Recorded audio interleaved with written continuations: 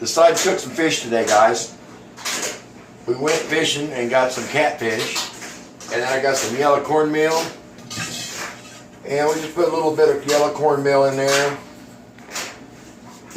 and set the deep fryer on 375 degrees, and went and I got some buttermilk today, and we're gonna cook a little fish up.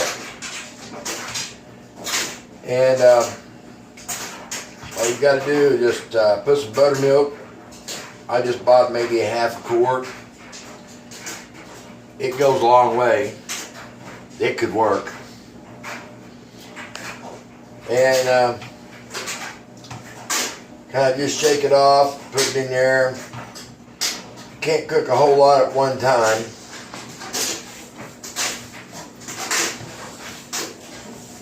There's a lot of people cook fish different. You get it in here and you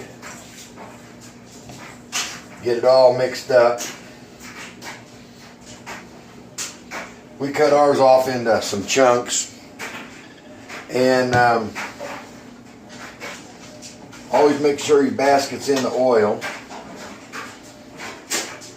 and then you can start deep frying it. Piece at a time, like that. Try not to put too much in there at one time because it's it'll stick together.